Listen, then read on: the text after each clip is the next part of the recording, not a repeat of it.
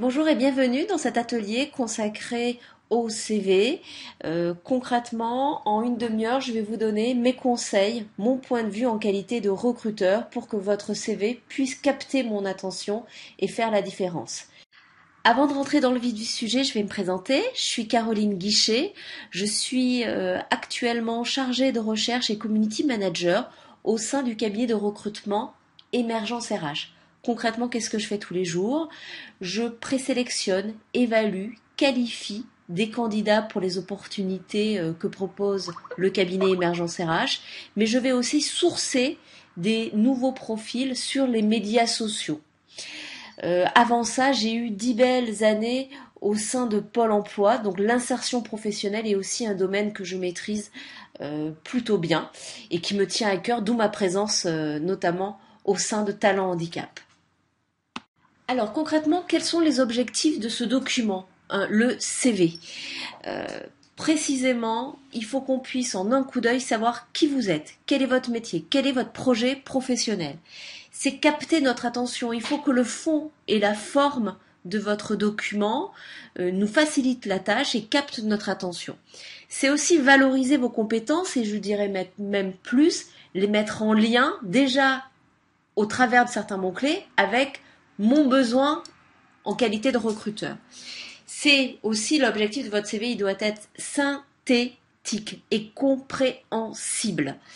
Sur ce point, sur ces points, ça a l'air de rien, mais il y a beaucoup de CV qui pêchent parce qu'ils sont compliqués à lire, on comprend pas, on sait pas quel est le métier de la personne, qu'est-ce qu'elle fait aujourd'hui, qu'est-ce qu'elle recherche. Et enfin, l'objectif ultime d'un CV, c'est me donner envie de décrocher mon téléphone, vous contacter pour en savoir plus. Voilà, donc il faut qu'il y ait ce qu'on appelle call to action, que votre document me donne envie de rentrer en contact avec vous. Pour appuyer mon propos, je vous ai donné l'extrait d'une enquête récente faite par Région Job auprès de 350 recruteurs. Cette enquête a été faite entre juin et juillet 2013. Concrètement, attention, les chiffres sont durs à entendre. Nous, recruteurs, à 30%, on va consacrer moins d'une minute à la lecture, au scan de votre CV. D'un coup d'œil, il faut qu'on arrive à répondre très rapidement à la question: est-ce que ce CV est dans la cible? Est-ce qu'il est dans la plaque? Est-ce qu'il correspond au profil que je recherche? Seulement 13% des recruteurs consacrent à la lecture de votre CV plus de 2 minutes. Donc, quand je vous dis qu'il faut capter l'attention, c'est concrètement, on n'a pas le temps. On reçoit des dizaines et des dizaines, voire des centaines de CV pour chaque proposition. Donc, il faut aller à l'essentiel. Alors justement, répondant à la question très rapidement, en haut de votre CV, je dois avoir la réponse à: qui êtes-vous? Quel est votre projet professionnel? Quel est votre métier? Dans quel secteur d'activité vous évoluez ou vous souhaitez évoluer? Donc c'est très important notamment d'avoir un résumé, qu'on puisse en quelques lignes répondre à ces questions. Qui êtes-vous? Quel est votre projet professionnel? Captez mon attention de recruteur en travaillant votre accroche, votre titre de CV, votre titre de poste qui peut être le titre, un résumé de votre projet professionnel. Citez des mots-clés percutants, soyez concis et synthétique, mais avant tout clair. Votre message doit être clair sur qui vous êtes et quel est votre projet professionnel. Alors, valorisez vos compétences. Je souhaiterais m'arrêter sur cette diapo un instant. En qualité de recruteur, je suis un peu lassée et je me méfie toujours des rubriques assez importantes, compétences clés. Voici mes compétences. Et du coup, là, j'ai un catalogue de compétences, j'ai une liste de compétences. J'avoue que moi, en qualité de recruteur, ces compétences jetées comme ça, sans qu'elles soient contextualisées par un cadre de mise en œuvre, ça me parle moins. Je préfère que vous détailliez à l'intérieur de vos expériences les plus significatives dans quel cadre vous avez déployé ces compétences, avec quels résultats, avec quelles contraintes. Donc je ne dis pas arrêtez de mettre des rubriques compétences, je dis attention. Je préfère, moi, en qualité de recruteur, que ces compétences soient vraiment bien détaillées et contextualisées à l'intérieur de vos expériences professionnelles. Ensuite, il va falloir personnaliser et factualiser vos compétences. Ne détaillez pas tout. Personnalisez votre CV en fonction du poste auquel vous postulez. Si moi je recherche des compétences d'analyse, de rédaction, détaillez ces compétences dans vos expériences. Vous devez, avant de candidater, de bien lire et relire l'offre d'emploi, de repérer les compétences que moi je recherche et d'aller chercher dans vos expériences celles où vous avez mis en œuvre ces compétences et du coup de le détailler dans votre CV. Ensuite, il faut me donner des preuves. C'est pour ça que les listes, je me méfie toujours des listes. Donnez-moi des preuves. Mesurez vos compétences. Quantifiez qualitativement et quantitativement le résultat de vos activités. Concrètement, quelle activité, quelle tâche, quelle responsabilité vous avez exercée, avec quelles contraintes et surtout quels sont les résultats que vous avez obtenus. Par exemple, une standardiste, c'est bien de me quantifier le nombre de lignes que vous gériez. Si vous preniez des rendez-vous pour des responsables, combien de planning vous gérez? Si vous étiez chef de projet, citez-moi les différents acteurs avec lesquels vous avez collaboré. Donnez du poids à vos compétences en les détaillant, en les factualisant, en me donnant des preuves qualitatives et quantitatives que vous avez bien mis en œuvre ces compétences. Être synthétique et compréhensible. L'air de rien, ces deux objectifs sont rarement remplis. En gros, j'ai que 15% des CV que je reçois qui répondent à ces deux objectifs. Alors, tout d'abord, le nom de votre fichier. S'il vous plaît, nommez votre fichier par votre nom, votre prénom, en ajoutant CV. Quand vous m'appelez et que je dois rechercher votre fichier, si je recherche un fichier qui s'appelle CV, je perds mon temps. Ensuite, le format de votre CV. 1 ou 2 pages. On me pose souvent la question, il n'y a pas de règle. Ce qu'il faut, c'est que si votre CV tient sur 2 pages, il doit quand même être concis. Ensuite, le format de votre CV. Privilégiez un format Word ou PDF. Évitez tous les autres formats que je vais avoir du mal à lire.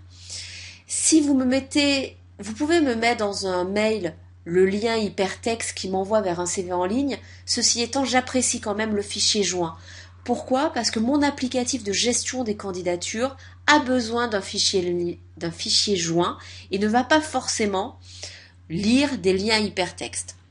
Ensuite, le style de votre CV. Votre CV n'est pas une lettre, donc évitez le style littéral. Utilisez des verbes à l'infinitif, des tirets, des puces automatiques ou des substantifs. Évitez de me dire régulièrement je saisissais des comptes rendus de réunion. Non, indiquez avec un tiret, avec une puce, rédaction de compte rendu de réunion. Tant qu'à faire, vous me les quantifiez. Vous me dites si c'était mensuel, quotidienne ou hebdomadaire.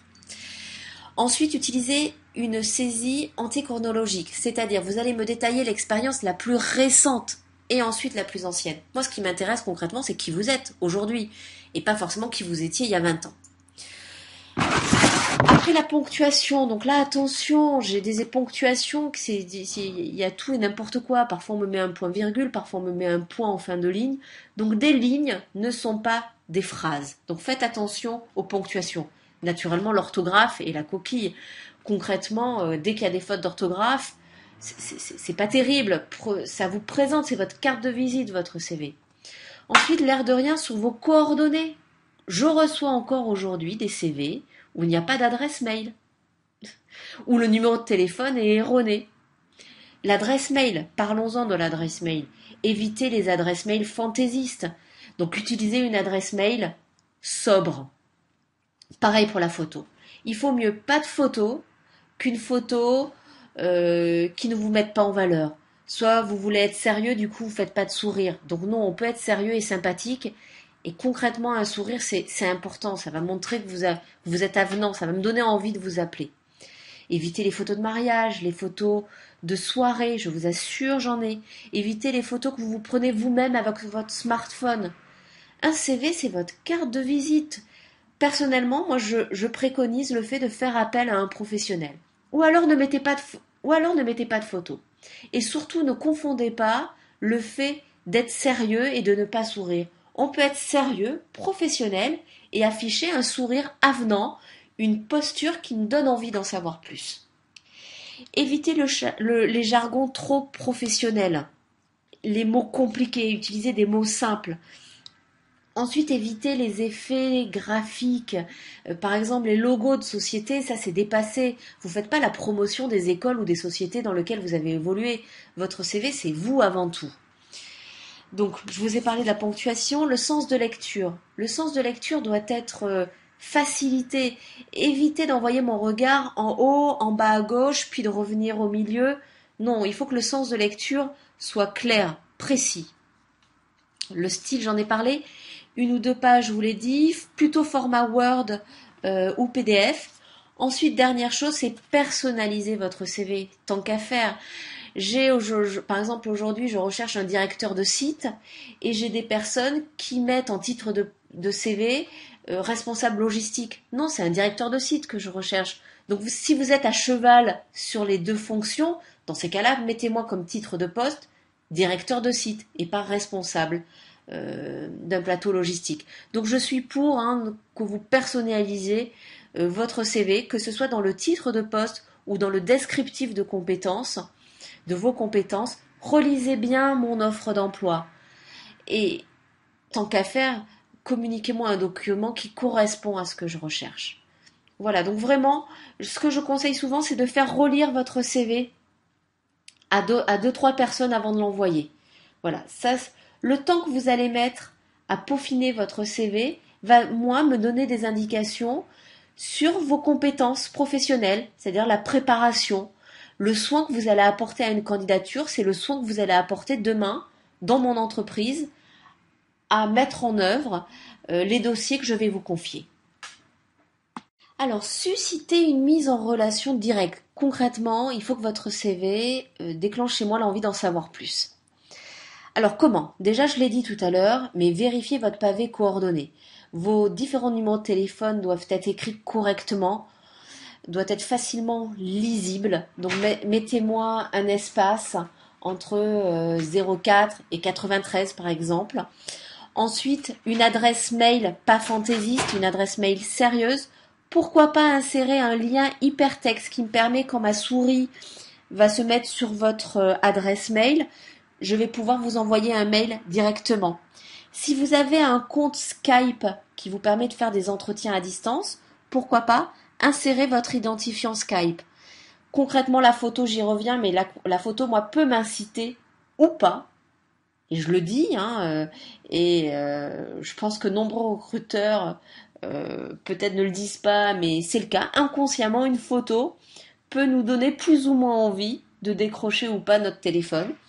Donc si vous n'avez pas une vraie photo CV, je le dis, je le répète, ne mettez pas de photo à votre CV. Comme ça, au moins, ça ne va pas inconsciemment influencer négativement ou positivement le recruteur. Je parle souvent, moi, de conditionnement inconscient. Parfois, en fin de CV, je peux avoir une formule sur références professionnelles communiquées si besoin, ou déjà on me donne des noms de personnes que je peux contacter. C'est une rubrique qui est peu courante en France, c'est très pratiqué dans les pays anglo-saxons. Moi, personnellement, en qualité de recruteur, ça me rassure. Si on sait forcément que c'est biaisé, on le sait, vous n'allez pas mettre les références professionnelles de personnes avec lesquelles qui vont pas vous recommander. Ceci étant, ça démontre aussi, je pense, une posture plutôt ouverte du candidat. Et pour moi, c'est positif. Parlez aussi de votre disponibilité, peut-être dans les formules, dans une formule divers ou autre, ou peut-être en dessous du pavé coordonné. Mais vous pouvez mettre disponibilité immédiate ou à 3 mois et votre aire de mobilité. Mobile en région PACA ou mobile en région Île-de-France uniquement. Voilà, donc l'objectif, c'est vraiment la mise en relation directe. Donc, s'il vous plaît, déjà le pavé de vos coordonnées doit être bien vérifié et détaillé. Vous pouvez mettre aussi les adresses, les liens pour aller sur vos profils en ligne, Viadeo et LinkedIn éventuellement. Si vous avez un compte Twitter, pourquoi pas le mettre également dans une rubrique coordonnée. Alors je voulais vous parler aussi des CV en ligne, c'est quand même bien pratique et ils sont complémentaires à un CV papier. Donc là je vous ai mis 3 exemples de plateformes qui vous proposent gratuitement de pouvoir créer votre CV en ligne. On a Do You Buzz CV, moncv.com et Primo CV. Moi, j'ai testé Do You Buzz CV, c'est pratique. Donc, ces 3 plateformes vous proposent des versions payantes avec différentes fonctionnalités. Mais déjà, les fonctions gratuites suffisent amplement. Donc, moi, je vous invite à avoir, en plus de votre CV papier, un CV en ligne sur une de ces 3 plateformes. Faites-y un tour, c'est plutôt intéressant. Et ça peut du coup aussi vous donner des idées de mise en forme, de rubriques à insérer dans votre CV papier. Alors j'ai pas pu m'empêcher de vous parler, de vous donner une petite diapo sur des CV originaux qui ont fait le buzz. Donc c'est naturellement conseillé quand on recherche un emploi dans le marketing, dans la pub, dans la communication, dans un métier où on vous demande de développer des compétences de créativité. Alors attention, ça me permet aussi de dire, il y a le pire et le meilleur. Sur Google, vous pouvez taper CV originaux et vous pouvez tomber sur 2-3 sites qui vont vous donner des petites pépites, mais aussi des flops. Donc attention aux CV qui se veulent originaux et qui ne le sont pas du tout. Voilà, vous pouvez passer, vous faire plaisir, faire quelques recherches pour vous montrer ce qui peut se faire et ce qu'il faut plutôt éviter. Alors on refait le point. S'il y avait une checklist de 10 points à vérifier avant d'envoyer votre CV, ce serait lesquels? Vérifier l'orthographe, la ponctuation, le style, les coquilles de frappe. Votre style doit être dynamique et percutant. Une bonne photo sinon rien. Ça je le dis. Je préfère un CV sans photo qu'un CV pour lequel la photo ne va pas vous valoriser. La personnalisation. Prenez le temps de personnaliser votre CV au regard du poste et de l'annonce auquel vous répondez. La sobriété et la concision. Soyez concis et sobre. Il faut que votre projet, votre objectif doit être clair, visible, identifiable rapidement par le lecteur. Vos coordonnées doivent être complètes et précises. Alors, pas de période vide ou non expliquée. Si vous avez eu une période d'arrêt de travail pendant 2-3 ans, notez congé parental, projet de conversion, notez, il faut expliquer les périodes vides. Le nom, le format, le poids de votre fichier doivent être vérifiés. Et les compétences, vos compétences doivent être factualisées, doivent être argumentées. Et naturellement des compétences réelles. Voilà, j'en ai fini avec les conseils sur le CV. J'espère que ces derniers vous ont été ou vous seront utiles. Je le rappelle, mes propos n'engagent que moi. À présent, je vous donne rendez-vous dès demain pour un prochain atelier sur l'intérêt des réseaux sociaux pour une recherche d'emploi. Ce sera demain à 14 heures, demain 5 novembre, mais également le 6 novembre à 11 heures pour aller encore plus loin et répondre à la question comment optimiser vos profils Viadeo et LinkedIn. Et enfin, le 6 novembre, toujours le 6 novembre, mais à 17 heures, comment réussir vos entretiens à distance. Effectivement, nous sommes de plus en plus de recruteurs qui procèdent, avant un rendez-vous en face à face, à un entretien en visioconférence. Du coup, je vous donnerai mes conseils sur cette thématique. Donc, je vous donne rendez-vous sur mes différents réseaux sociaux, sur mon compte Twitter qui s'appelle Guichet au pluriel RH, sur mon profil Viadeo, LinkedIn, et vous pourrez voir aussi mon CV en ligne sur Do You Buzz CV.